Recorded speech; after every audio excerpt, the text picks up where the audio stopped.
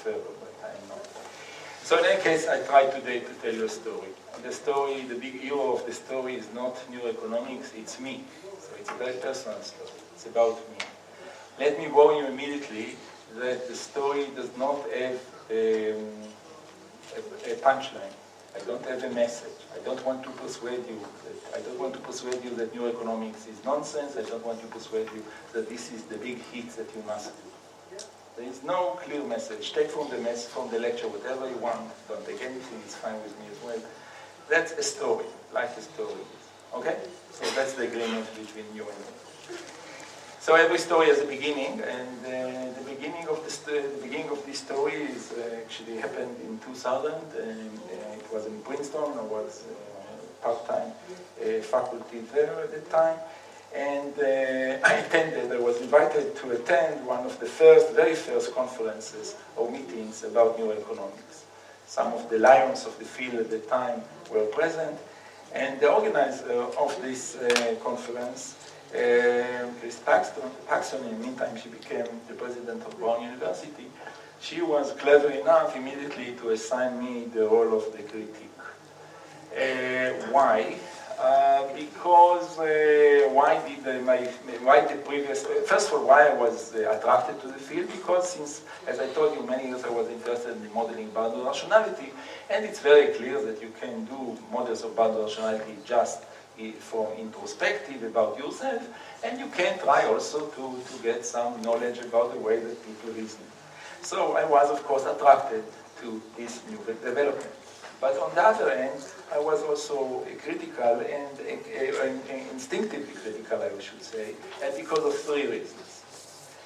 Now, again, you remember, it's not, at this point, it's not a scientific lecture. It is a story about myself. Whatever I will tell you now is a little bit shallow. It's just, we just share. So there were three reasons. Number one is, I have a sort of a very instinctive, I'm not a philosopher, I read a little bit about the body-mind problem. I don't have a very clear view, but my instinct is that between the body-mind problem, I don't like to think about ourselves as bodies. I prefer to think about ourselves as minds. And I sense some sort of directions that, or sort of tendency or approach that is going to put ourselves too much on the side of the body, less on the spiritual side, and I don't like it. That's all. Number two is connected again. It's not a very big point. It's connected to the following. I think that many economists are obsessed with economics become a science. I don't think that economics is a science. I don't think that we are part of the sciences. I prefer, in any case, whether we are, or according to some other people or not, I prefer to think about economics as part of culture. I believe that what we supply, economics is about the culture of discourse of economic issues, and basically we supply and we describe, we supply, we invent new concept, new language, and so on, which is becoming a part of the culture, and not like the methods which are used in the sciences. Since I think that part of the excitement about this development, which is called neuroeconomics, is my personal observation, is a part of it at least, is that many of my dear colleagues are want very much to become scientists. They want as much as possible to connect economics with the sciences. And here is a big opportunity, because indeed it is about neuroeconomy, about neurobiology, it's about the brain studies, which is no question, it's a real science, versus combined with economics. And so here we have a big opportunity to transfer, to become not only economists, but even to become really scientists, which is the glory. Number two. Number three is connected a little bit with probably in some sense the most important reason that there was a little skeptic or negative, at least at the beginning, which is connected with the rhetorics of economics, of neuroeconomics. This was already in 2000. It was a new field, still in some many aspects it's a new field. But I sensed immediately that there is over-pretension in this field. There is over-pretension, and there is some other rhetorical tricks which I did not like at all. This lecture is not critiques about neuroeconomics. As I told you, it's about me, so it's not about neuroeconomics. But nevertheless, let me show you one point, which is a sort of critique, which was definitely one of the reasons that brought me or made me a little bit instinctively negative about neuroeconomics. I'm sure that all of you have seen some papers or some lectures about neuroeconomics, and each paper in neuroeconomics will have a picture like that. What do you see here? You see something which looks it looks like a mysterious picture, but you are told that this is by some machines. Some machines do picture of a brain of some person, and this person did something. I don't know. For example, he played the prisoner's dilemma or something like that. And the red spot, I hope you see it well enough, the red spot is supposed to be some area of the brain that during the time that he, I don't know, defected in the prisoner's dilemma, this area in the brain was very active and, or more active than usual or something like that, and therefore it is, of course, colored by some red or something similar. And that's very impressive, right? That during the time that you play the prisoner's dilemma and you play B, this is lightning, and if you play C, another area is lightning, and we say wow. And I say wow, and you say wow, and here is another example. Can we make the light a little bit? I doubt if you see it well enough, but if you do, it's fine. So you're supposed to see some areas here. You see this picture, and you see some red areas, some colorful areas that are active. This is an area which is called the pars nucleolus. And this is another picture. I'm sure you cannot see it, but there are some red dots there, which are the active areas. And this is another picture. And let me just tell you now the truth, that the four pictures are not completely the same in the following sense. This is really taken from some paper of neuroeconomics. So this is a real picture of whatever it means of some guy's brain during doing something like prisoner's dilemma playing. This is, I invented the name. There is no area like pars nucleolus. That's actually a picture of Antarctica. And the red area, it's the melting of the ice in Antarctica. This is actually connected to this place. This I took actually one time. This is actually an aerial picture of Siberia in one of the summers, and the red dots are fires. And this is a part of this picture, and for me at least, all these pictures look the same. So the serious point is that we are approached by some data that at least as economists we understand very little. Even if you are going to read a book or two or three or four about the brain studies, it would be very difficult for you to really appreciate these pictures. Partially because many of the brain scientists will agree that the interpretation of these pictures is not as clear as the fires in Siberia are clear. So this is just to summarize the 3 points that brought me initially to be a little bit skeptic or even negative about this field. But listen, there are 2 ways to continue. One of them is to be the bad boy and to stand around and from time to time, if somebody invited me to throw stones. And I like to do it as well, but it's, as we know, it's not the most productive way to continue for a long time. And the second way, which I really recommend very much to, especially to young people, but not only to young, is the following. If you want to criticize a field, don't start to do it before you do it yourself. And the reason that doing something yourself is very important, I think, again, it's psychological.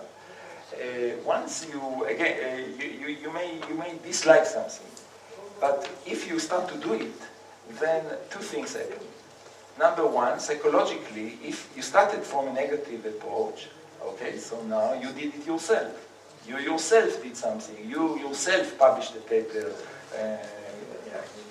in a good journal and you put it on your CV. So now your interests are reversed, right? Now you have to say how beautiful and wonderful and useful and helpful is the stuff that you criticized a year ago. So you are more balanced. On the other side, once you get into a field, you discover the dirty tricks of the field. And by the way, that's absolutely true about most of my academic life. I did game theory, and I can tell you there are many dirty tricks in this game theory. So once you do it, you really understand. So from whether negatively or positively, I think this makes you much more, I think the criticism, more meaningful. So what I try to do in the last few years is to do a small detour. I'm not going to become a brain researcher, and I'm not going to be a neuroeconomist, but I try to do a little bit of what I understand is neuroeconomics. And the main question that I wanted to ask myself, at least, is the following. Assume that neuroeconomics is done in the most, we say, the most kosher way, the purest way, the best way, the more idealistic way. And it's done, and that the sample is not n equal 4 and one of them is sick, but n equal 500. And that assumes that scientists, real scientists, really understand extremely well how our brain works. And assuming that everything is perfect, then in principle, how could neuroeconomics change economics in 20 or 30 or 50 years from now? When I talk about economics, I talk mainly about economic theory.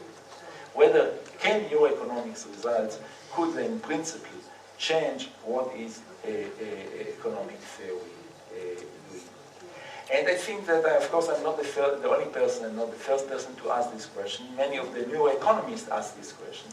Those of you who are interested, I recommend, I think the best piece that I've seen, at least up to now, is by Colin Kammerer in a book which was edited by Andrew Kaplan and Andy Schotter, and in which actually asked this question and tried to give answers. I'm not persuaded by his answers, but you might be. And so that's the main question that I ask myself in this tour in the Wonderland of Neuroeconomics. Is it possible that, or how could it be possible to integrate eventually stuff that is coming from neuroeconomics into economic theory? Question mark. Let's continue.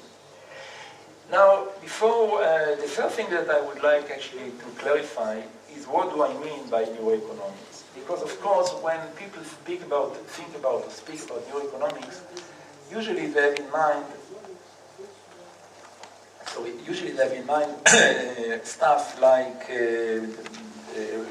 which is usually reported in Nature or Science or New York Times or I don't know what are the newspapers here, which is about, basically these are results which are associated with the fMRI.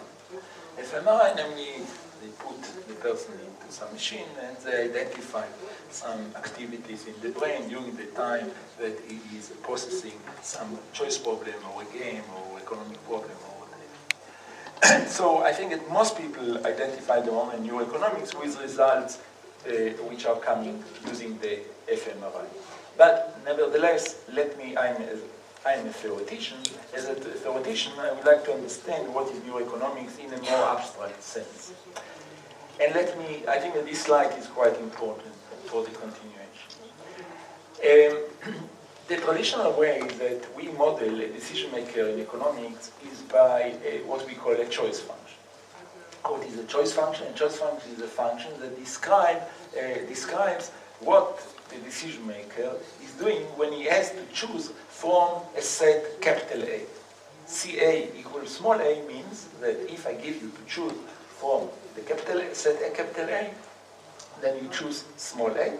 And of course, who is the guy? A guy is a choice function. It is a description, not what he's going to do only from when he has to choose between tea and coffee, but it is also a description of what he's going to do when he has to choose between tea, coffee, and cacao, between cocoa and water, etc., etc., etc. For any subset of some beverages, what is the beverage that he will take? So, who is the guy? She is the guy that from coffee and tea chooses tea. Who is the guy? The guy is for a guy that from tea and coffee is choosing coffee. So these are two different people, not because she is a female and he is a male, but because their choice is different. In this respect, there is some set that they make different choices. Of course, demand function, supply function, and so on are examples of choice functions that are used in microeconomics. This is the traditional way that we model a decision maker in economics. Some of us investigate a structure like in the second line. Or, of course, when people say some of us, usually they mean themselves, and that's true also here. And here the idea is the following. The description is not just, the description of a decision maker is not only what he's choosing from a subset, but we recognize the fact that the choice might also be affected by additional elements which are, F is for framing, namely these are additional elements which actually should not affect the choice. For example, she's a guy, she's a woman that from coffee and tea, if I give her a list coffee, tea, she chooses coffee. But if I give her the list tea and coffee, she chooses tea. Namely, she's affected by the list, by the order by which the alternatives are presented. So the order is a prime example of frame that we know that might actually affect a lot the choice, and that's the reason, for example, that politicians are sometimes fight so aggressively about the place in the list, and not only on the fact that they will be on the list. Other examples could be the frame, could be the temperature in the room. Maybe the temperature of the room actually affects the choice. It should not. I mean, any rational person should not be affected, not about beverages, but let's say about making decisions like war or peace. Then the temperature in the room should not affect, but no question that it does affect. Etc., etc., etc. So the frame is something. So in this example, this extension puts some extensive description of the choice to include some extra elements which are not supposed to affect the interest of the decision maker, and nevertheless, experimentally, we believe, in any case, experimentally or not, we believe that they might affect in a systematic way the choice. I emphasize the second line because, of course, I'm heading toward the third line, which is the center. That's the issue of our discussion today, which is what is neuroeconomics. If the F was added, the extra F was added in the input, in the second description, the extra information is going to be added into the output in what I call neuroeconomics.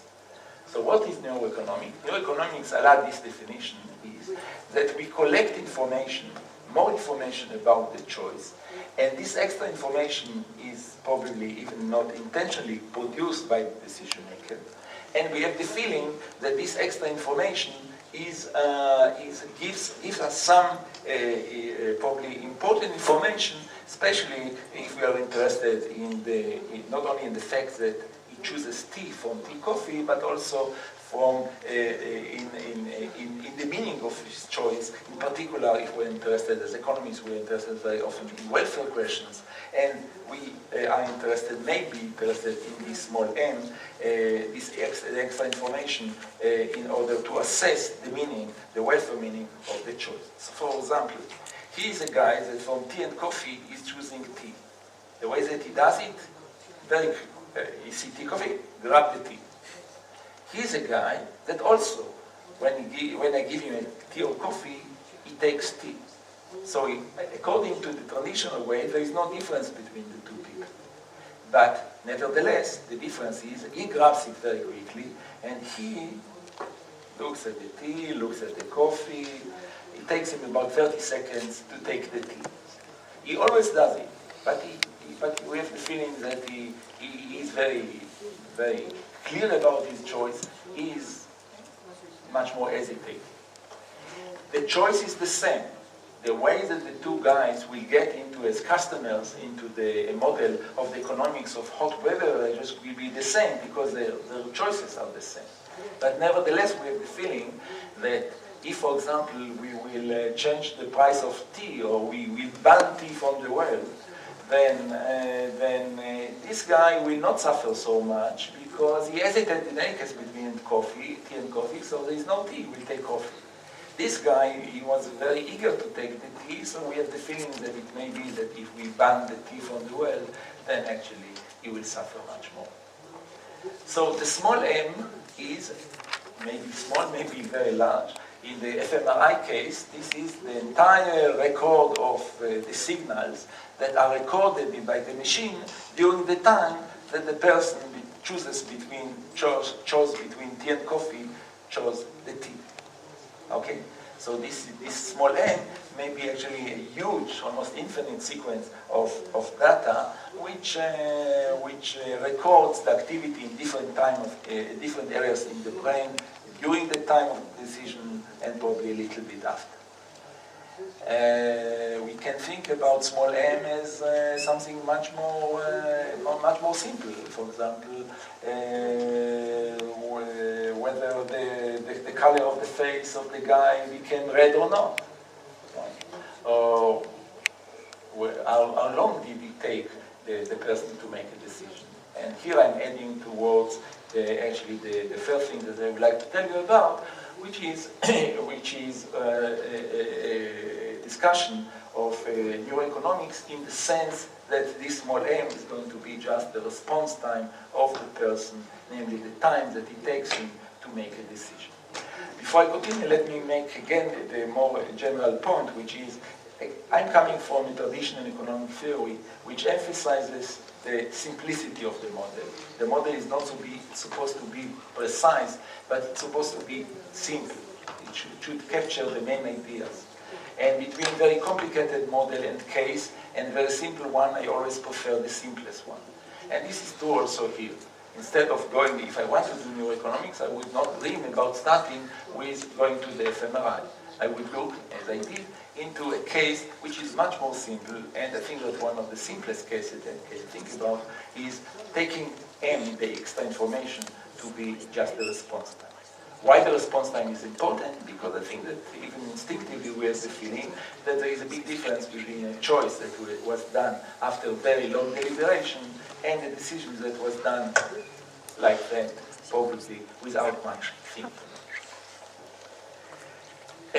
Now, in the first part of the lecture, what I want to persuade you is that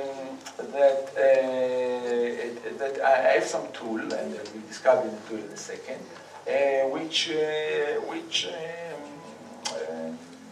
consistent with the following view. What is your intuition about high response time, low response time, and the chances to make a mistake?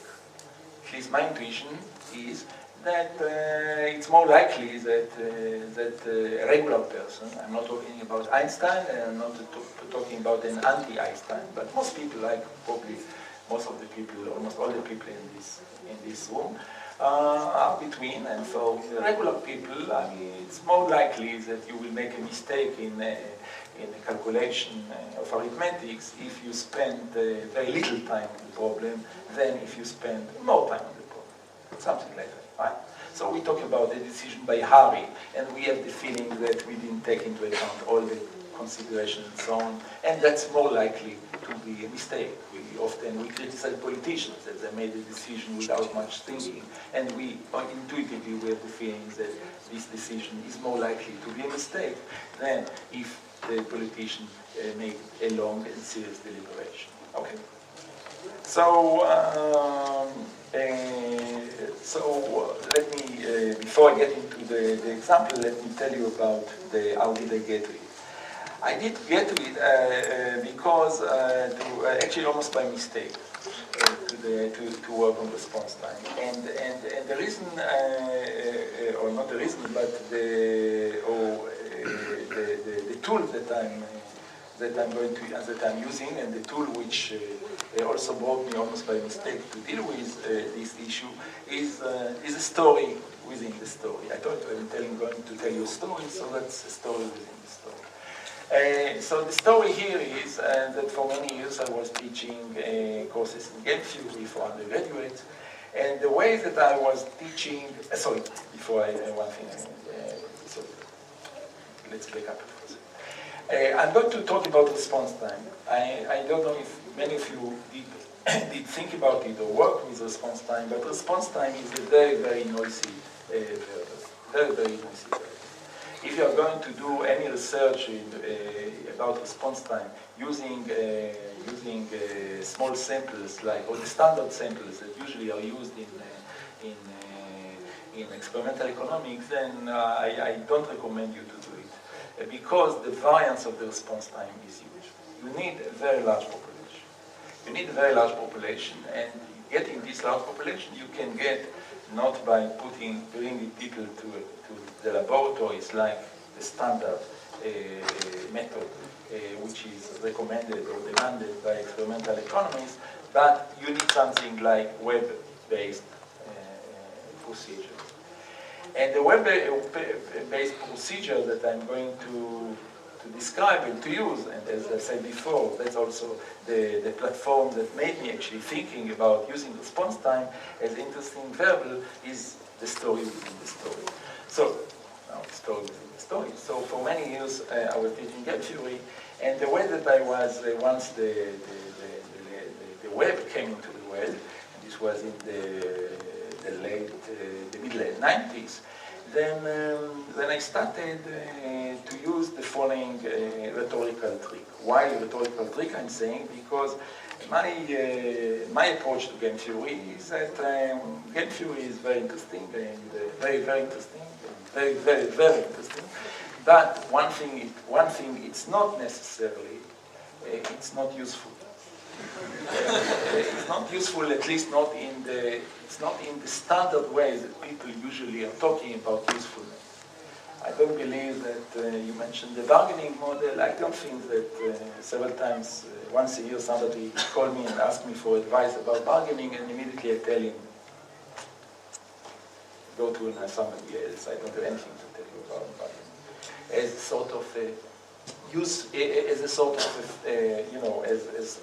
so it's not useful in the standard sense that people expect it to be useful.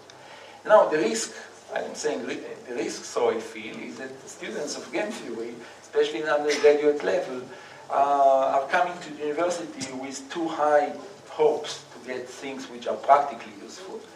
And therefore I think that my mission in life, one of my missions in life, is to tell these students, be careful, it's very interesting, but don't go after you start this to the Prime Minister's office and recommend to bomb Iran or not to bomb Iran because of some 2x2 games. Okay? That's the message. Now the rhetorical, if you want, I'm ready to admit that it's almost demagogical trick that I'm using is the following. I'm asking students before a class to respond on the web to some questions, some games. All the problems are of the type, imagine that you have to play the following game, what would you do? And the students are answering the questions, and then I come to class and I teach the stuff and I talk about some examples, and then I tell them, game theory according to large equilibrium, perfect equilibrium, whatever, predicts that most of the people will do such and such, and here you yourself did something which is far, far away of what game theory does. Now, I think that emotionally or psychologically it works very well. It works much better than if I tell students that, there was an experiment in Alaska and 80% of the people did something. It's 80% of you guys who did something very different of what game theory predicts. Hallelujah. That's the story.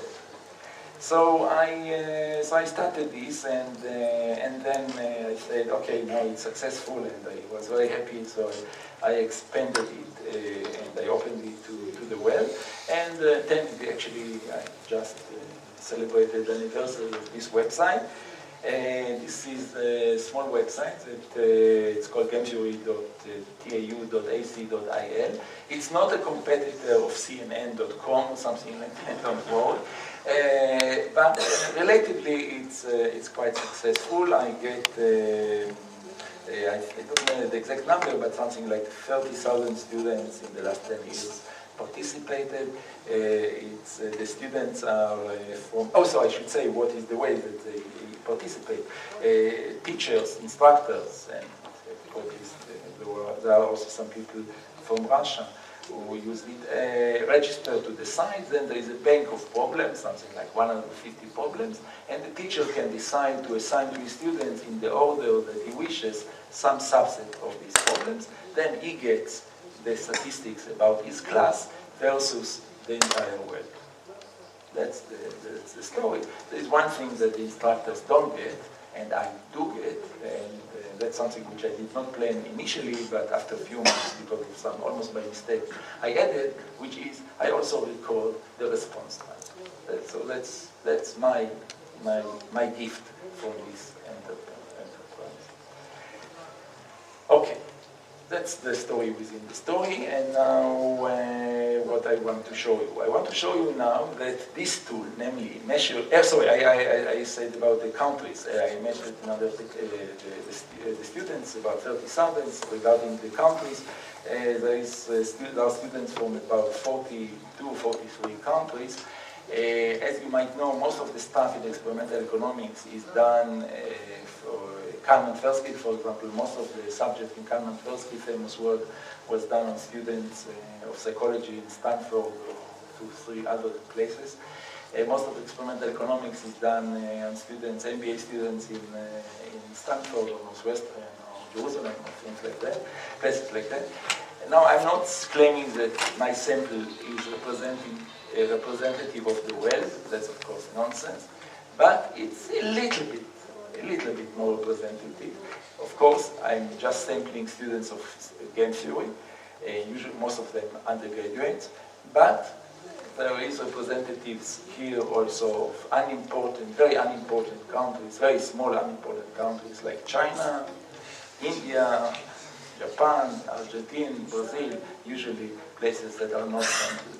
Again, I'm not claiming to any representativeness of the world, but it's a little bit less narrow. Okay. Now, the next 2 examples are not connected with economics. I'm going to bring it to you just to persuade you that, in some sense, the tool works. Namely, that it works in the sense that it confirms or at least it's consistent, it's not confirms, it's consistent with the conjecture that there is correlation between short response time and the mistake. Okay. How to show it? So here is one example. That's actually taken from a very famous paper by Kalman and Tversky. I did not invent it. I'm sure that some of you have seen it. Kalman and Tversky gave people to choose between, of course, virtually. They did it virtually. I do it virtually. Between 2 roulettes. Here are the 2 roulettes. You have the chances. 9613 in roulette A, and the prices in dollars versus roulette B. Those of you who have never seen it, just look for a second and try to build some instinctive answer.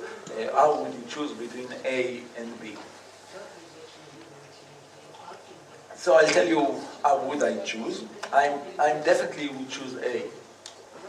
I choose A. I'm sure that many of you also choose A. Some of you, of course, hopefully choose B.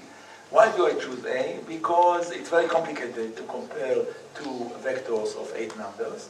And what we do, and this was part of the idea of Kalman and Tversky, is that we simplify the problem. We simplify the problem, and well, we see that actually if the roulette is not different regarding white, regarding the red color, then it's almost the same, and because it's 6% and 7%, what's the difference?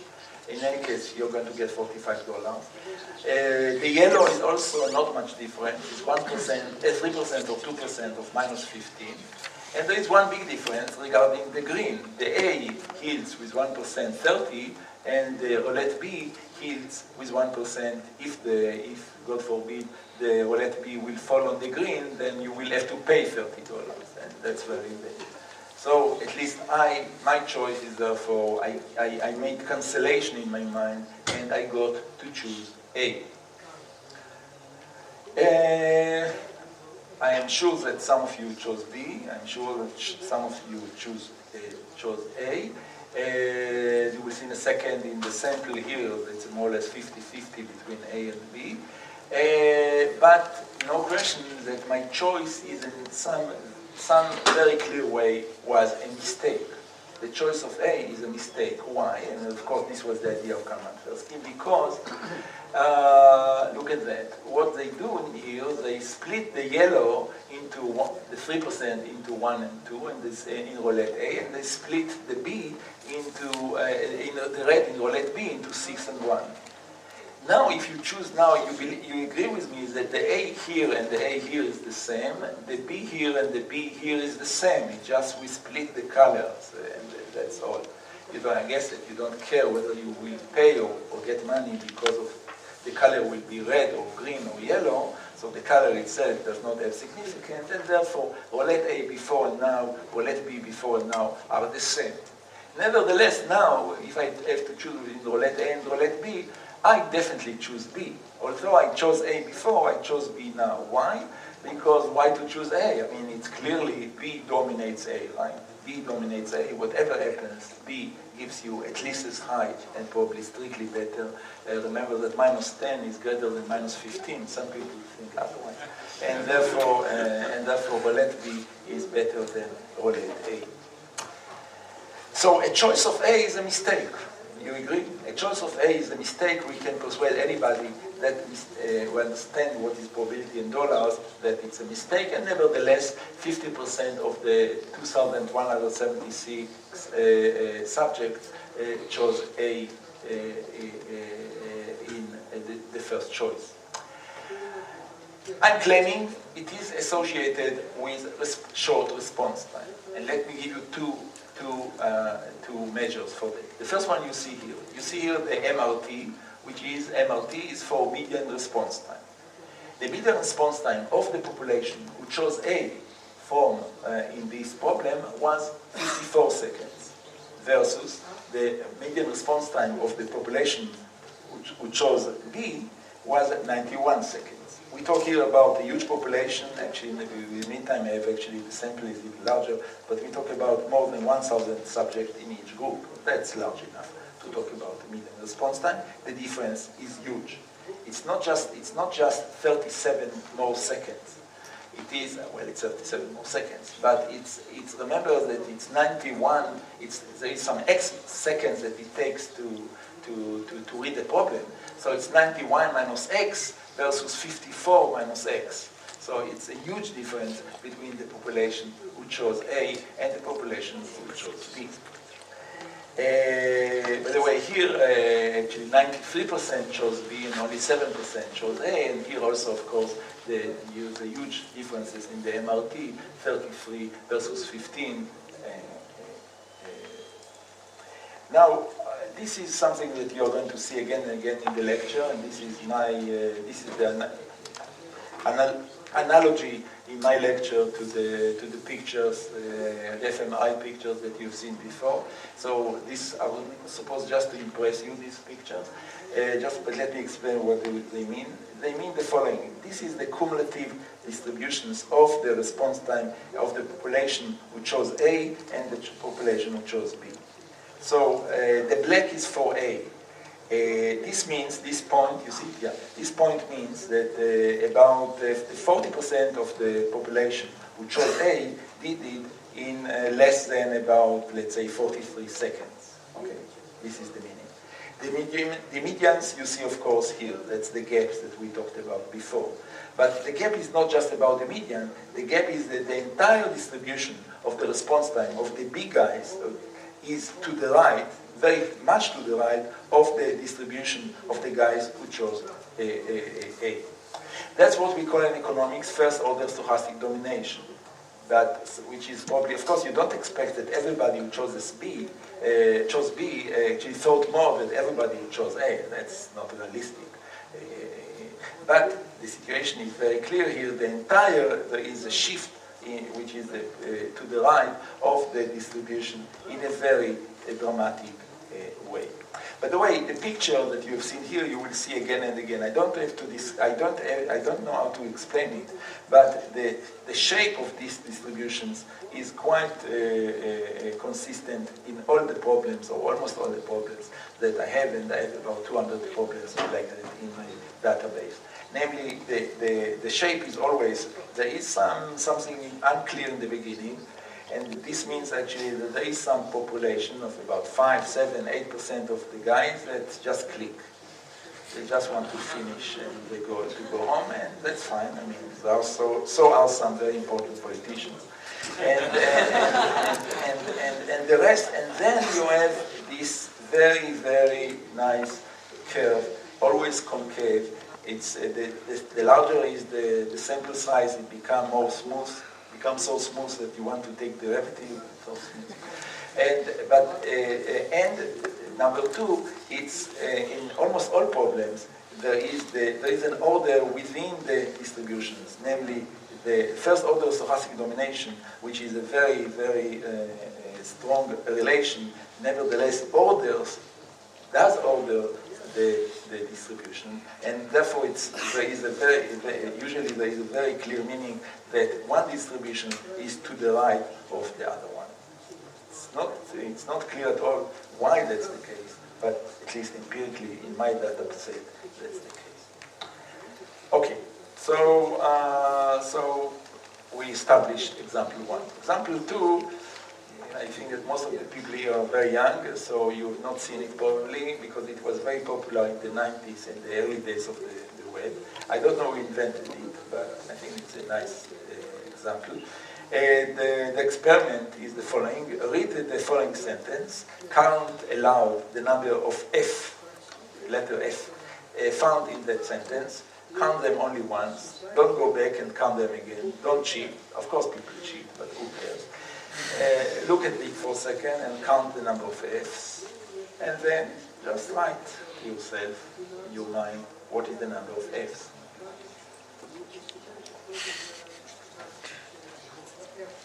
Okay, don't tell me. I'm sure that many of you are right. I'm sure that many of you are wrong. There is a very clear meaning here of what is right.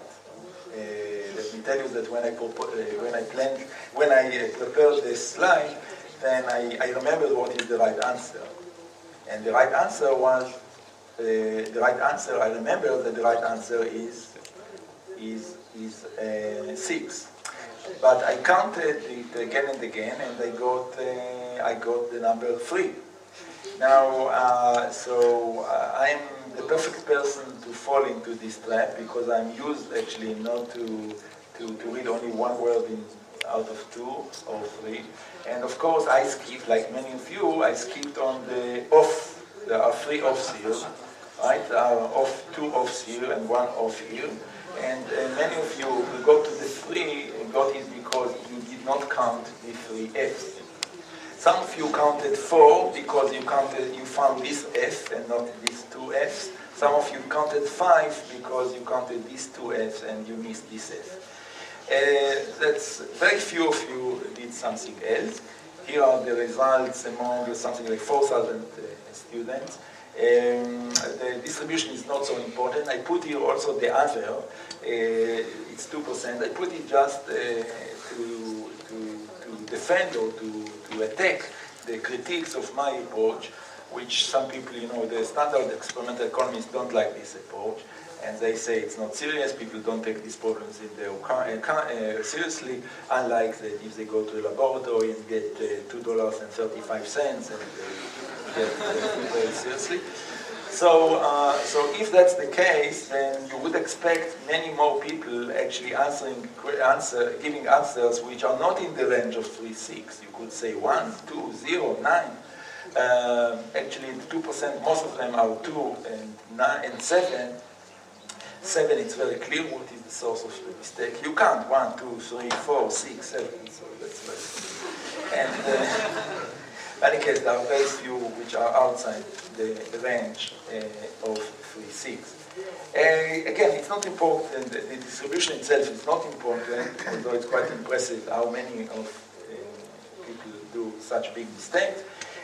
But look at the MRT. The MRT is, again, there is a big, very clear difference, monotonicity here between the mistakes and so the MRT of people who answer 3 is 48 versus the people who were right is 61. Again, it's quite a big difference when we talk about a problem like that.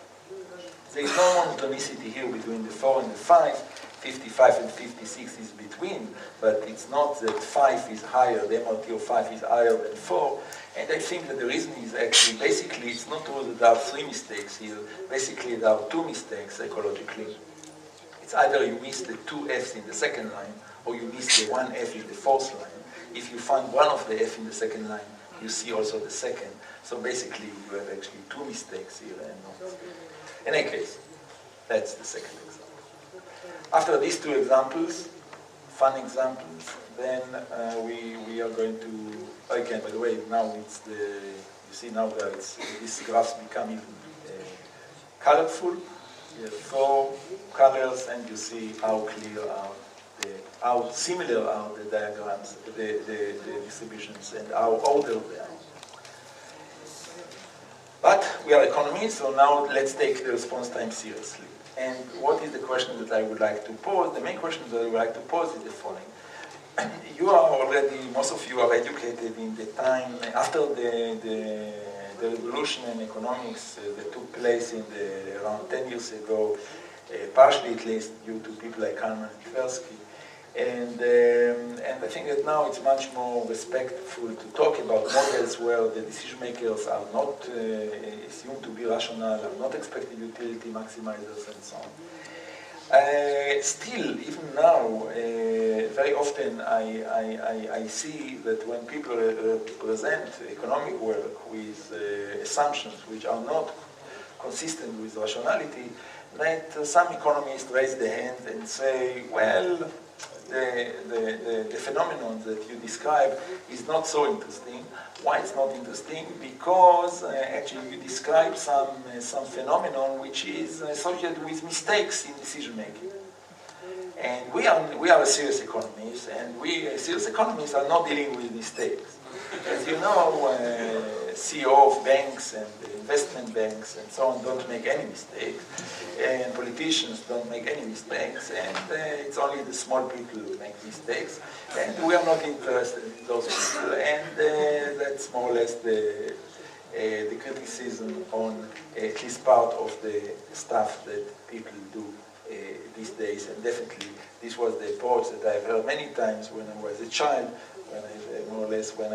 when Kahneman and Tversky, especially Tversky, was used to come to places that I was a faculty of and presented the stuff, then always people were attacking him on you describe phenomena which are associated with mistake, and we are economists, we are not interested in mistake.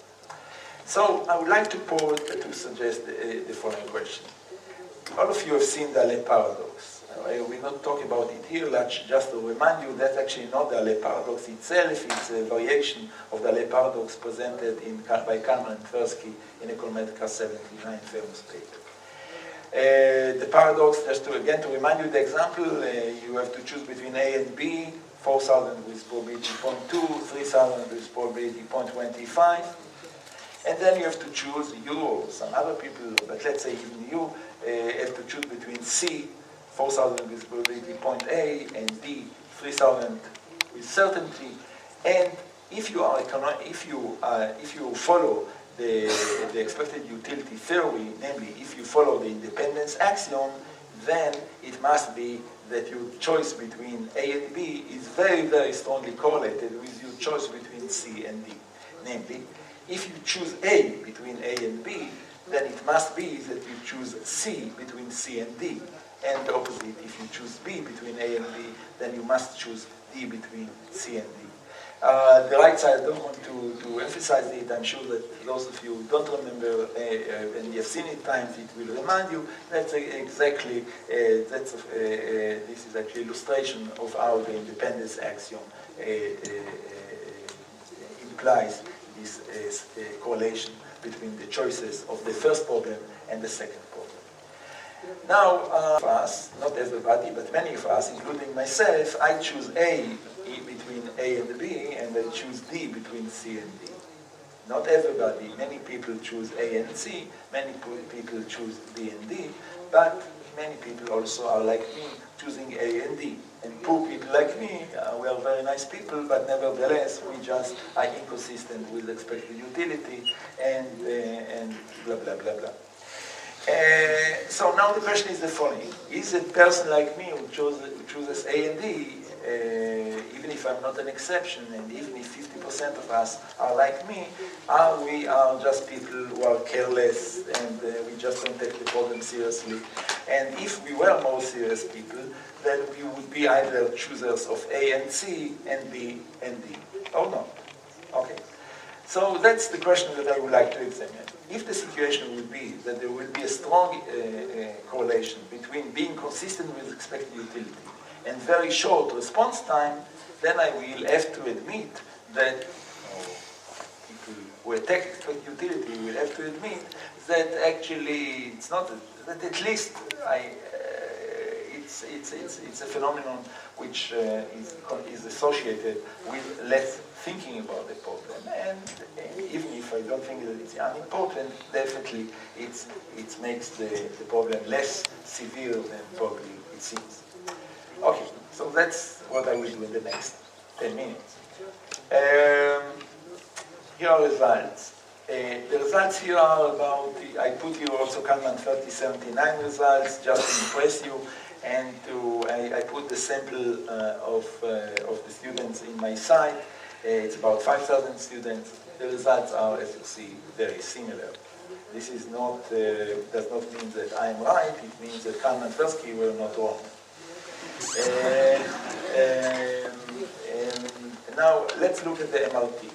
The MRT, which is the topic of our discussion, what do you see? You see, first of all, you see that the response time on the first problem is much higher than the second. It's not the issue of our discussion, but nevertheless, let me just point out why that. That's because of two reasons. Number one is that most of the people who answered the second question answered after they answered the first question, so they were used already to the problem. And second, I have also some evidence from other information, as other data, which I don't show you here, that actually the second problem is simpler than the first problem. What is more interesting is, of course, within the problem. 19 is much less than 29. This is very consistent with the view that choosing the 3,000 by certainty is the instinctive action. It does not require calculation. It's not necessarily an outcome of calculation. It's the instinctive action. I don't take a risk. I take a certain amount. And I don't have the hesitation of even virtually of taking the risk that there is probably 20% I will get zero. It's much less clear why the 47 is so much higher than the 33. There are at least two procedures that direct people to choose the 4,000 with probability 0.2 over 3,000 with probability 0.25. Procedure one is just expectation calculation, which of course would also lead to the choice of 4,000 with probability 0.8 if people are doing that. But I guess if people are doing here expectation calculation, then of course they would get, the finance students will get to choose the 4,000 with probability 20%.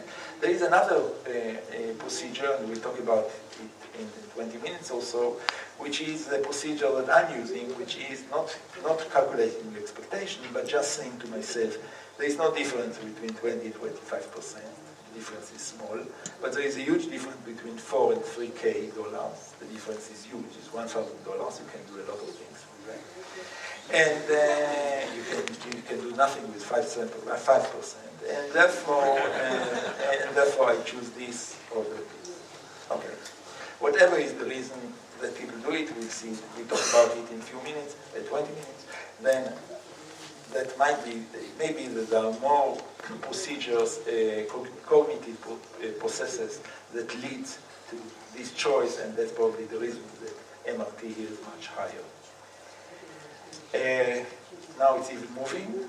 So again, just to impress you that again it's the same shape, domination, everything is nice. But now I come to the main point.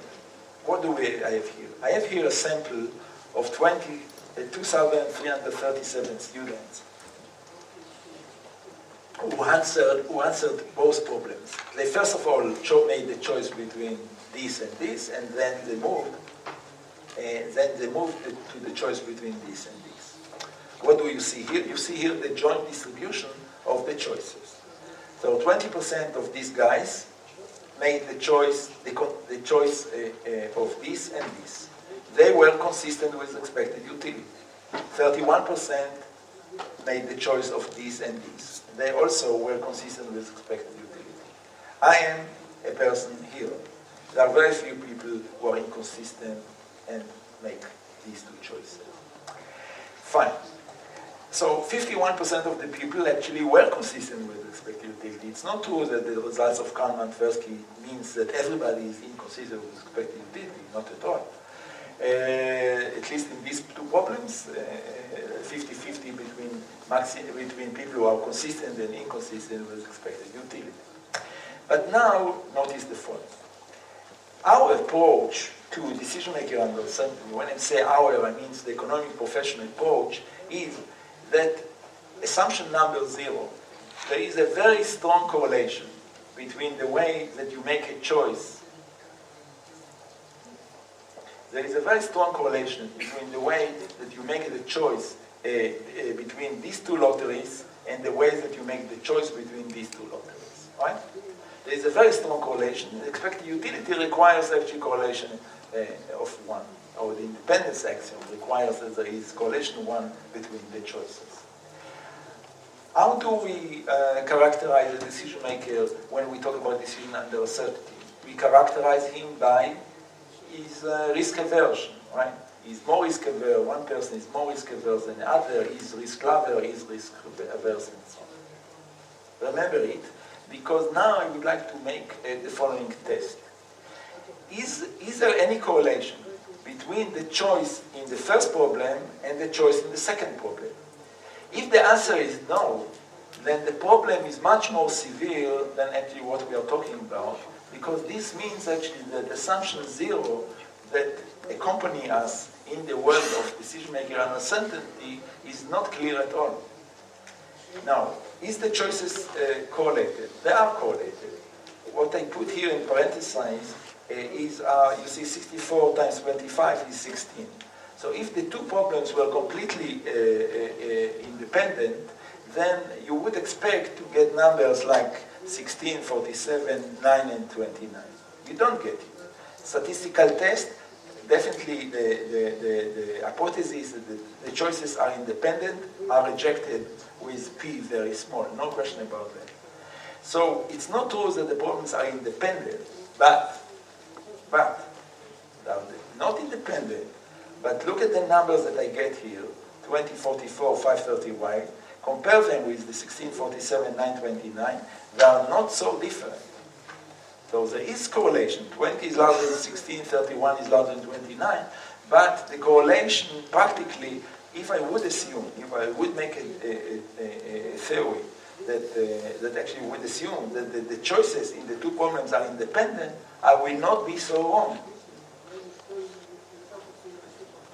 Now, let me hint to remember the question that I asked at the beginning, which is, in principle, can neuroeconomics gives us some hints to new approaches? And here I would like to propose another approach. I would like to propose it very cautiously.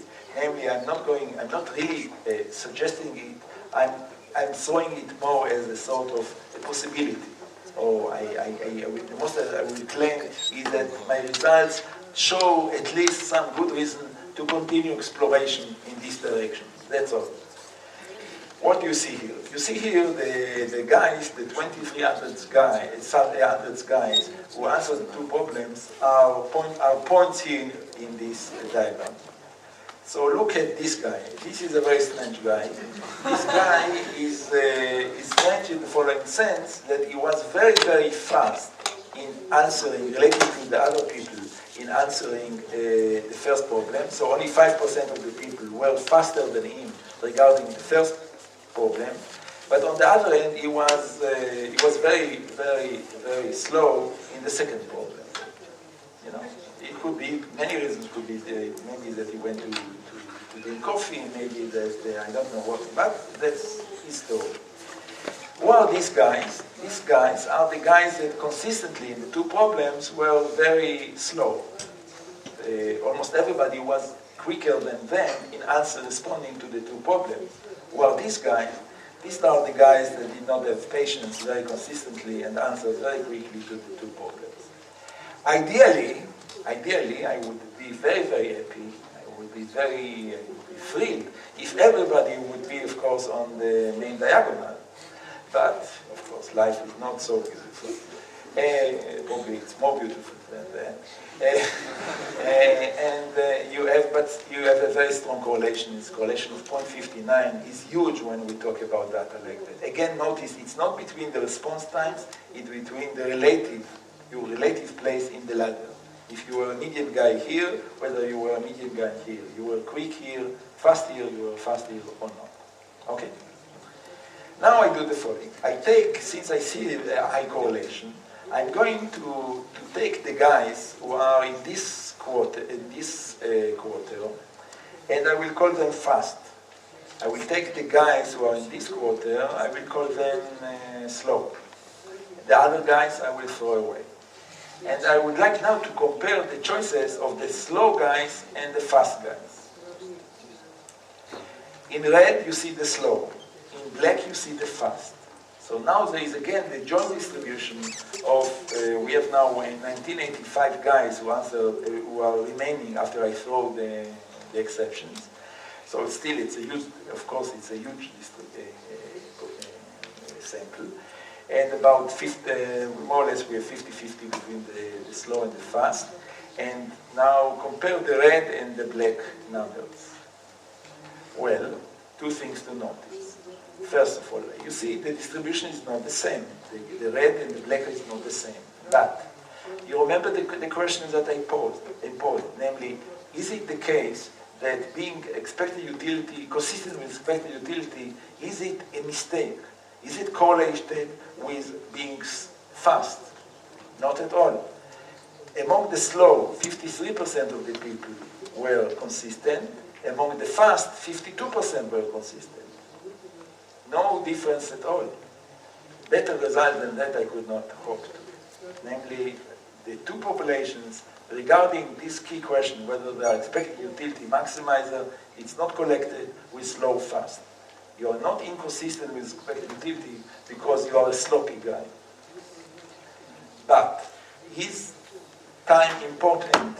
Is it indication to who you are? Yes, definitely. Or what you're going to choose? Definitely. Because look, between these guys, you see, fast and slow people are not here. 44% are here. But see the dramatic difference between the slow and the fast among the guys who are consistent. Almost all the guys from the fast who are consistent make these choices. A huge majority, a vast majority of the people who are slow makes these two choices. So we did two things. I tried to dismiss this conjecture that being inconsistent is correlated with, is a sort of mistake, at least according to this indication of the response time. And second, I do see that there is a systematic difference between being slow and fast in terms of behavior. The next slide is going to be extremely irresponsible, and I don't sign on it. It's not my view, it's not my result. It's more a sort of just, again, it's a demonstration of what I believe that in principle, a good neuroeconomic staff, I'm not saying that what I do is good, but in principle, good neuroeconomic staff could do, which is to suggest new typologies of decision making. So the stuff that I have here is consistent with the following typology, which in principle could be the beginning of a new model of decision making model of economics with information, or with decision making with uncertainty. Namely, this particular stuff is consistent with the existence of splitting the population between fast guys and slow types. Fast type and slow type. The fast type is a decision maker that, according to this conjecture, wrong conjecture, with equal probability is instinctive, and with equal probability is risk averse. And the slow type is a guy with equal probability is instinctive or expected dollar maximizer. Again, it is just consistent with this data, and that's of course not enough to not do anything more. But this is the type of things that in principle I could imagine that we could do. Part 2. Here I almost pretended to be a scientist. And again, the story within the story. I have a good friend, Amos Ariel. I know him from political activities in the late 70s in Jerusalem. He's a good friend of mine. And he's a real scientist. He's a real brain researcher. For many years, he was working with monkeys. He killed many monkeys in his life. Now it's less popular, and he moved, instead of working with monkeys, he's working with human beings. He does not kill them, but instead he just views their eye track. He tracks the eye movements of people. So a few years ago, I went to, he's working in a beautiful place in Israel, which is called Weizmann Institute in Rehovot. And I went one Friday afternoon to stroll with him in the beautiful place, and he told me about the new machines, and I told him, that's a wonderful opportunity that I'm going to prove to the world that I'm right and the world is wrong. Why? I should say, by the way, that's part of the paper. The presentation is joined with Amos Arieli and with Yaniv Ben-Ami. He was a student in Tel-Aviv, now he's a student in Yale. Why? Because for many years, I was sure, and I tried to persuade the world, and there's also some paper in Jet 88 that talked about it. I was sure that everybody, when people make the decision between A and B, they behave like me. So they don't behave, they think like me. Namely, how do I think? I told you before, namely 20% and 25% are the same, right? And 4,000 and 3,000 are not the same, and therefore I choose A. Of course, there is a rivalry, and the rivalry approach is that people are making the choice by using some expected utility or even expectation calculation. So I told Amos, let's prove that I'm right, using your methods. Why? Because if Amos, you will track that when people make these choices, they actually eye movements are moving something like that and then something like that, then I'm wrong. Because this means that they do something like expectation. If on the other end you see that the eye tracking, the eye movements are something like that, then this will be my big victory. And of course I wanted to be the winner, but let's see. Okay? So this was the basic idea. So what we did is the following. We took people, this time it was without monetary incentives, but it was done in a real laboratory, of course, not in the street. And people had to choose to make about 80 choices between problems that were to choose left or right. And the choices between left and right were the alternative L was always described by two parameters, A and B, and the choice right was described by two parameters, C and D. So for example, they had to choose between $8 with probability B versus $C with probability D, or between $8 at time B and $C at time D, or between A for me, B for my friend, C for me, D for my friend, and so on. Okay, so this was there were about 8 classes of problems that these poor guys had to choose between about 45, 60 minutes. Okay. So what I wanted, of course, now you see, I wanted to see as much as possible that when I give them to choose between $8 with probability B and $C with probability D, that I wanted to see many movements like that. This was my hope. Okay. Now you want to see some movies. Those movies were prepared by Amos Ariel. In this case, movie 1, this was done. These movies are taken from the pilot. The guy has to choose between A plus B and C plus D. Okay, A plus B. There is a true answer. He has to choose either what is bigger, A plus B and C plus D. Look at it for a second. It's not easy, right? It's not easy. And now you will see a movie. So these are the eye movements of the guy.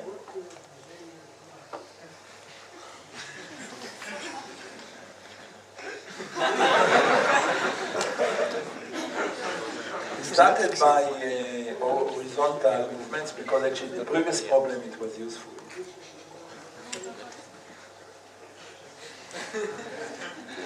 And it's quite difficult and the light comes.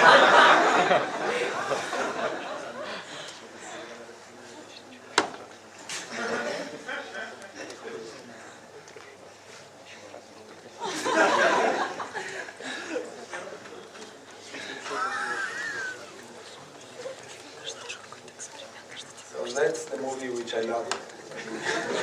Watch it for hours. And he made the right decision. Movie number 2. This time, this was the end of year 7. I told you it's from the pilot. So it's dollars at date, dollars at date. Okay, dollars at date, dollars at date. There is no right answer. Of course, some of our models, we expect that people do present values and things like that. Of course, who makes present values in this life?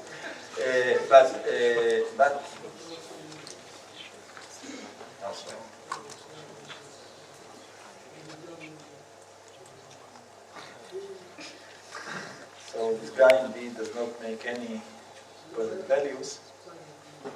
He compares the dates, compares the dollars, again the dates, and clicked. Okay. Very clear what he did, right? And last movie for today, dollars with probability, dollars with probability. Now I'm very nervous, because now it's very close to what I wanted to see. Do people compare the dollars and probability separately, or do they do something which looks like calculation of expectation? Well, I'll show you only one example, so you cannot, of course, conclude from that, but this is a guy which I love, because there is no question that he does not do any expectation, compare the dollars and the probabilities, and of course there is some movement like that, because he has to move from up to down, but that's all right. Very clear. Okay, so 3 movies, and now some comments on the movies. Number 1, statement which I love to make, which is, you saw 3 movies. You are not critical. Nobody raised their hand, because I would expect you. Now I'm going to embarrass you, okay? Yeah? I'm going to embarrass you. I show you 3 movies. The movies were wrong. You saw a false data. It's not that we invented it, but there is some fundamental mistake here. And the mistake is something that you don't have to be in Rehovot Israel to see. I show you the data, and you had all the tools in the world. If you were critical enough to raise the hand and say, it's impossible, Mr. Rubinstein or Ariel, if you are nicer, don't, how do you show us this false data? I'm saying it because I think that all of us are too little critical, not critical enough about data that we see. To be honest, when I sit in your place and I have presentations with data, always the one thing that I'm interested in is to find the mistakes. because usually there are, I'm exaggerating a little bit, but there are many mistakes, of course, in the data. But in this case, actually, you could see. Okay. You don't see. That's fine. I mean, I've showed it in many places, including some Nobel laureates and so on, and nobody raised the hand to say they made a mistake. Furthermore, let me comfort you. Amos and me, we were sitting for months and we were watching these movies, and we did not see it. And the reason that we saw the mistake was only because we changed the research assistant, the RA. The old RA, the story was the following. You see, the structure of these movies was that the guy had got instructions, and then he got few problems, and then instructions and few problems, and so on. Amos Ariel, my friend, what he did, he of course he erased the data about the instructions, because we don't care about how people really read the instructions. The new RA was, new RAs are not supposed to delete data. So he looked at the entire movie. And then he saw something very strange. You know, I'm coming from Israel. As you know, Israel is a very strange place. It's the land of miracles and so on. We even write and read from right to left, but we don't read from bottom to top. In the three movies that you have seen, the guy started from the bottom. This is very strange. People don't start to look at data from the bottom, they start from top. Believe me, even these people did look from the top. The problem was, of course, he discovered it because when he saw the data of reading the instructions, and they read the instructions from bottom to top. That's impossible. This was just a small mistake of Amos, what the program did, and he did some mistake in 0-1 mistake and flipped the data. It's not important because actually we are interested just with horizontal and vertical movements, and it's not important whether we started in top or bottom. But I decided to keep the wrong movies here and not the right one, just to make the point. We should be careful about looking at data, and very often actually we have the tools to discover that things are wrong, and we just too much believe the people who present data.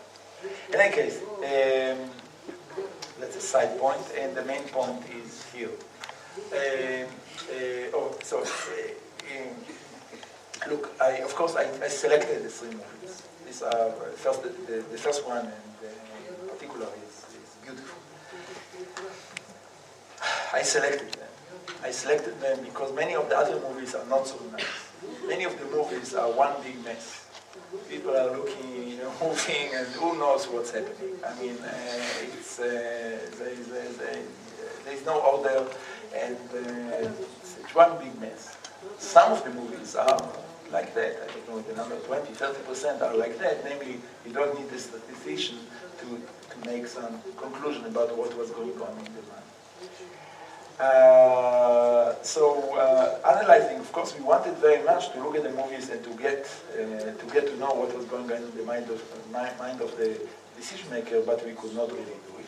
And we went into the following analysis, which I'm not crazy on, I should say. Although I did it, I may have to say, although it's published now in a respectable journal, but nevertheless, I must say that if I were in the crowd and somebody else would present this, I would not like so much the analysis that we did. What we did is that we combined the statistics of people together, which is a very problematic process when we talk about eliciting information about what was going on in the mind of the decision maker. We are not a collection of people, we are individuals. So what you see here is the following. Regarding this problem, regarding this choice, which you have in the top, we took it's more or less 50-50 between the people who chose left and people who choose right. And what you see here is the following. We took the people who choose left, and we calculated the average time that people were moving in this route. So 28% of the time, people, on average, people who chose left were traveling in this route.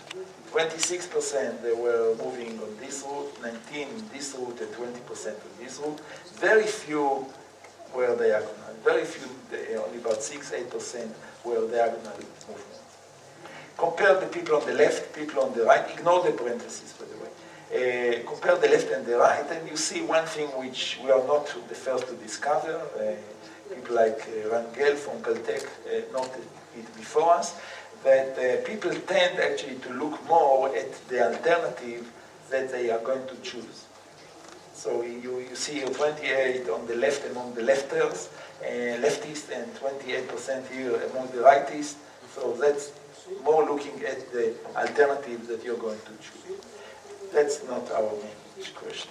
But the main question that we pose is, remember my conjecture. My conjecture was that people tend to do this horizontal movements. And what we see here is, well, not exactly. Because 46% of the movements were among the left guys were horizontal, 48% among the right guys. Not a big difference. So it's more or less 50-50 between the horizontal and vertical movements, both among the people who chose left and among the people who chose right, which is not exactly what I hoped to get. It's also not exactly the opposite of what I hoped to get, because we do see a lot of horizontal movements. But in any case, these numbers are not meaningful unless you compare them with something. And here you see two problems to compare with. In this example that you've seen before, of course, what a person can do, of course, assuming that nobody does really present values, of course, what people can do is to calculate whether $8, or to think whether $8 are worth the delay of 3 months, right? That's what you can do, and that requires, of course, horizontal movement. And what you see is indeed that 69% versus 27% of the movements were horizontal. So in case that it's very clear that people compare the dollar by dollars, date by date, you got something, numbers like 69-27. These were the numbers that I hoped to get. This was my hope to get regarding the problems with uncertainty, and I did not get. On the other hand, this is a problem, this is a difference, 251 minus 222 versus 187 minus 153. What is larger? Of course, what can you do here just to make a calculation? And indeed, 82% of the movements were in this case like that, and only 16% were probably the transitions from side to side were horizontal. So if the problem is very clear, that people are doing really horizontal or vertical, you get it here. You get it in this tool, and we did not get it regarding the uncertainty. So I was not right. I was not also completely wrong. In particular, when we did this manipulation and we moved the probability, you see what we did, then what we got is actually 34%. Suddenly, 34% of the movements were diagonal, something that we did not have before at all. So this shift caused people 24% of the time to move in this, on this movement, and 10% in this movement, which indicates indeed that they did do the comparisons of dollars, at least some of them, comparisons of dollars and probability separately. Conclusion, who said that everybody should be the same? It's just in our models we have this obsession that we want to have one theory or one procedure that we describe people. Fortunately, people are not the same. So I was not right, I was not wrong. Maybe some people are like me. I was wrong in the sense that I thought that everybody was like me. It's not true. I was not completely wrong that it's not that I was a unique person that was behaving like that. Something between. Very fine, we can continue. Last point. I told you at the beginning that the media was, or the connection between neuroeconomics and the media was one of the first things that drove me crazy. Not crazy, but at least annoyed me.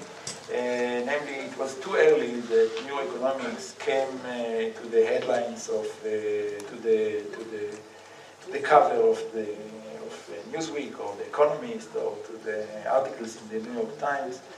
And I don't like this strong connection between the media. I think that it's very nice that scientists or academic people are going and publishing stuff which is more popular and explain to the world what they do.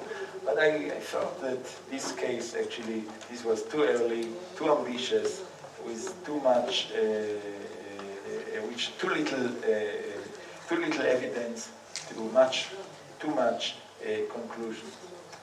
And why that? That's because, of course, because academics, people are also human beings, and we are, all of us are economic agents, and we want certain things, and it's very nice to be quoted in the New York Times.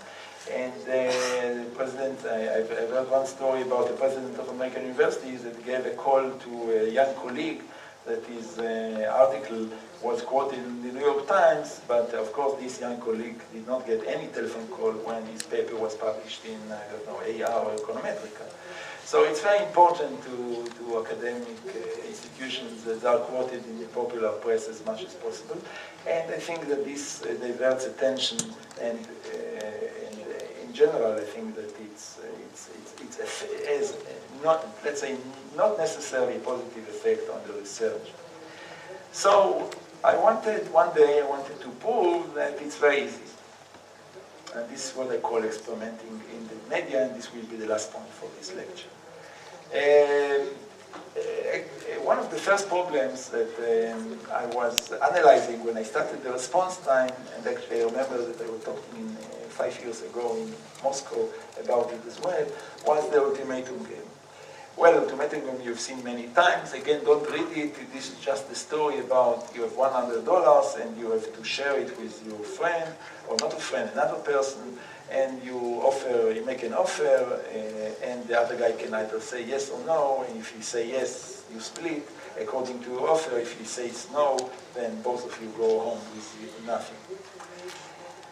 This is a game that was experimented millions of times with little money, a lot of money, no money, a huge amount of money, like going to India and paying monthly salaries, etc., etc. And basically the results are, of course, cultural dependent.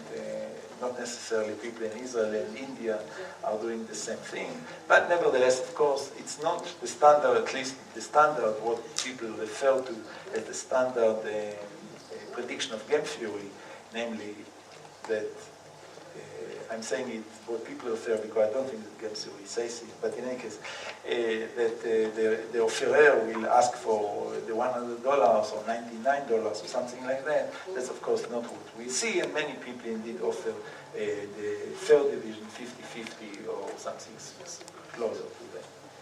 Okay. Now, here is what you have is results of about 11,000 subjects, a small number of responded, of course, virtually in my website to this problem. And the results are not very different than the results that people, roughly speaking, on average, get in laboratory, paying a lot of small amount of money. So about 48% of the subject offer the 50-50 partition. There are 12% of the people that I call them the victims of game theory, and these are the people who were so eager to apply what they learned or what they think that they learned, and gave this stupid offer of 0-1, and which is really crazy to make. And between, of course, these are the people who are probably more sophisticated, who made the offer between 2 and 39 or 40 to 49. These are 21% of the people that understood that they have a bargaining advantage, but they did not go so far as to make this stupid offer of 0-1. There is a very interesting question about these guys, namely people who offered more than 50% of the pie, more than $50 to the other people.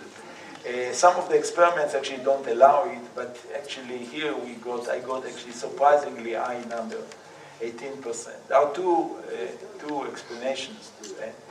One of them is that actually there was a confusion in the people's minds between giving and asking. I think that's our tendency to be selfish. I want actually to, the question was asked, how much do you offer the other guy? So I want to offer you 30, but I think about the 70 that I'm going to get, and my mistake is that I'm going to offer you 70. So that's one explanation. And another explanation is that there are some people, there are some cultures where actually it's not clear at all. People don't offer a little bit more than 50 to the other guy. Not necessarily because they are afraid that the 50 will be rejected, but because, you know, it's more polite to offer to the other guy a little bit 51 and not 50-50 exactly. Right?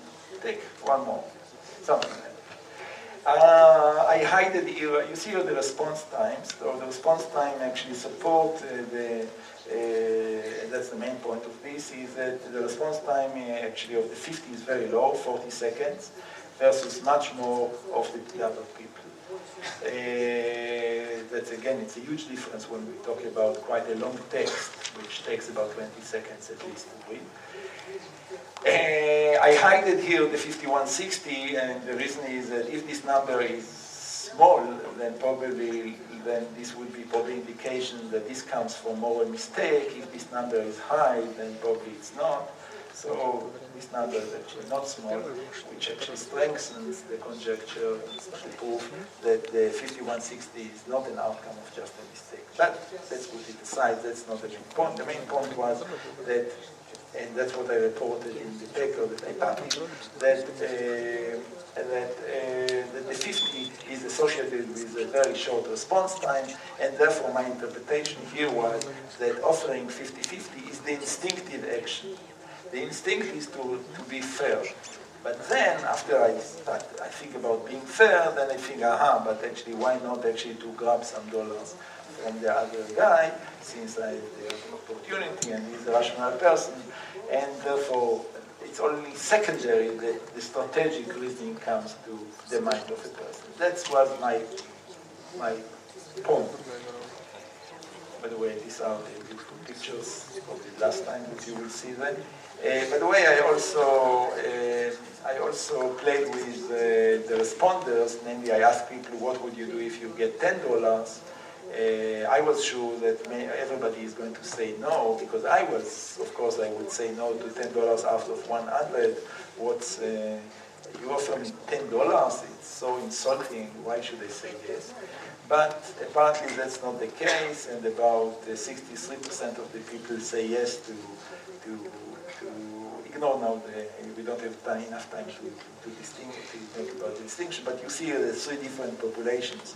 Actually, you see surprisingly the same percent of people say yes, 63%. If you offer $5, then only 55% of the people say yes. But nevertheless, it's a very large number. And by the way, this is the graphs for the yes and no of the $10. Amazingly, the same graphs for these two populations. So the yes-no, my interpretation was to saying yes and no is not an outcome. There is no instinct action. Again, unlike what I thought, there is no necessarily instinctive response to the $10. I was sure that the instinctive action is to say no, but actually it looks like that people really hesitate between the yes and no. Some people say yes, some people say no. Okay. Now, why I'm telling you that? Because, not because of the results themselves, but because actually I wrote a paper about it, and I submitted to several places, and of course several places rejected it because they don't like these approaches. And what can I do? I just collected the rejection letters, which are always nice to see. And then it was published in Economic Journal, which is very fine.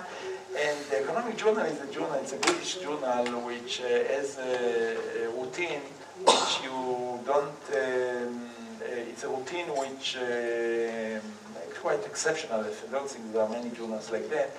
What they do is that after when your paper is about to publish, you get a letter from the press officer of the journal, and they ask you the following, write a paragraph describing your results, why they are useful, and we will distribute it maybe in Europe, maybe in the UK, and you will become famous, and we will become famous for the wonderful results that we publish. Now, several times in the past, I got requests like that, and I'm a polite guy, so I answered them politely, thank you very much, I don't have anything to say to the world, my papers really are not for, I don't see any message in my papers to the Financial Times. But this time I said, aha, that's my opportunity to show that it's actually very easy to get to the press. And I did work very hard, not very hard, I did work for a few hours on this paragraph, and I also got even some very nice email from the officer press praising me for the good job that I did, which of course I was very happy. And here is some insert from what I wrote. Don't read it, but let me emphasize what is written in red. First of all, I said, and I admit, this is from the text that I sent him, subject instinctively think first about offering the third division. That's something which I would not say so firmly as I wrote it here. Namely, you know, I don't know really, I have some results about response time. I'm rushing, here I rush to conclusion which is really too fast. I probably should say there is some indications, the results are consistent with the view and so on. But of course, if you deal with the press, you cannot say something like that. You cannot say maybe that there are some indications. You have to see the results are very clear, precisely. So I didn't cheat, right? I didn't cheat. I wrote more or less in the spirit of what I wrote in the paper in the Economic Journal, but I cut the corners. And second, of course, if you write to the press, and you're very welcome, if you want some advice from me, send me the paper, I will give you some advice, free of charge. The second thing that you have to do is, you have to deal a little bit with attractive, sexy things. And there are three main things that are attractive. It's mainly, of course, sex, gender, and drugs. These are the three things that people are really very much interested in. So in this case, well, there was no sex, but at least there was gender, so incidentally, I added also that females are much more sensitive to fairness consideration than men. Again, that's true in the following sense, that in my result, at least usually I don't ask about gender, but I had some data that I had indicate I did know who were male and who is female, and then indeed the females offer about 10% more, and more 10% of them say more no than men, which I think that if you needed some indication that women are nicer than men, so at least for me this was the proof. This I did not write here, but I would write probably if I would write to some another type of magazine, but probably to Playboy, but Playboy cannot ask me. So in any case, this is what I wrote here. Okay, so now there is gender, so it's nice to read, and there is some result, and I forgot of it. So I got this praising letter from the officer, press officer. About half a year ago, later, I got an email from a good friend of mine from the London School of Economics in London, saying, you know, this morning you are in the newspaper. Not only in the newspaper, but you are in the editorial of the newspaper. Not only a newspaper, not a yellow newspaper, not the Sun, but the Guardian. The Guardian is supposed to be a very serious newspaper. So, and so on November 20, 2007, this was my day of glory in life. The first and last time in my life I will appear in an editorial of a newspaper. Believe me, I counted the number of my name here. It's three times my name appears here. I did count. It's not 6, it's not 0, it's 3. And don't read it. Actually, part of it I even don't understand English. But it's connected with some. There was once upon a time there was a guy with the name Gordon Brown in the UK. He was the Prime Minister of Britain. Nobody remembers him now. But Mr. Brown, there was some debate between Mr. Brown and Guardian. Don't ask me about what. And here the Guardian quotes my results as a sort of supporting the position of the Guardian versus Mr. Brown. The people, they love this approach. People really think first about the fairness and only then about this altruistic consideration. I should also say that after I make fun of the Guardian, let me praise the Guardian, because I think that read the last sentence in the editorial, which I think is beautiful, and it's beautiful because of one word. You see, if.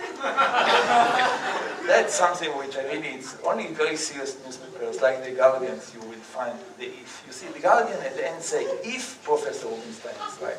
So in the last moment, they add some sort of a grain of doubt. Maybe he's not right. If he's right, then blah, blah, blah, blah. So I think that's very nice that there was the if in the last moment. But you see the point. The point, it's very easy. It's very easy. If you want to do it, you can do it. If you want to do it, you can become even quite obsessed or addicted. That's the right word. Addicted to this. It's nice to have this quotation. People love it. It adds to the ego. It adds probably to the salary, at least in American universities. It's a good thing in some senses. It's very bad in the other sense. It's because I think it really sends the research to the wrong areas. I could show you another example in Hebrew, and I will save you from that. Let me skip directly to the conclusion. So that's my conclusion. You see, that's clear. No, well, it's clear to me. What you see is the picture which I took about 3 or 4 years ago in the park in the center of Jerusalem. Usually, I'm sure you hear also about Jerusalem only when there is some bomb, or where there is some. Many years we did not have bombs, but so probably you don't hear about Jerusalem. But also there are some fights between Jews and Arab, religious and Orthodox Jews, and so on. Usually it's about some fight, but actually this is actually a picture of the anti-fight. You see here 2 different couples. Just if you don't understand, let me explain to you. You see here 2 couples. Let's start with the bottom. So here is a man and a woman, young students probably, or more or less age of students, and they kiss one another, make some sort of love. Very nice. This is one side. Here what you see is these 2 guys, they look a little strange to you, but these are what we call yeshiva scholars. Yeshiva is the university of the ultra-religious people, so they study actually very hard, Talmud and other stuff. And this was in the summer, and they took some break, and they was sitting in the park. I don't know exactly what they chatted about. Probably they chatted about them, but probably they were debating some. At least ideally, in my mind, they debated some question in their studies. So what you see here, side by side, 2 different interactions, and this is the interaction is linked in my mind in what attracts me to neuroeconomics, namely, that's for attraction. I'm attracted because it's sexy, it's nice, it's exciting, blah, blah, blah, blah. And on the other side, there is also the more cognitive part, and I associate it with this part, which is, tells me I have to be more rational, I have to be more cognitive, I have to raise doubts. By the way, one of the nice things about the Jewish world, the yeshiva world, is that the way that scholars study is always by debating. So always by coupling, and always there is, I've heard this morning that when, you told me that, somebody told me that there is some debates, right? You told me, there is, no, somebody told me that there is some debates when you put that when you defend here a thesis, that there is a defender and a taker, or something like that, and the pro and the con, something like that, and that's, I think, a very nice way to discuss things, and that's actually the traditional way that these scholars study. So it's fine with me. I'm not, as I told you in the beginning, it's not a procedure against neuroeconomics, and it's not a campaign to do neuroeconomics. It is just a stroll in the wonderland of this field, and that's all. Thank you.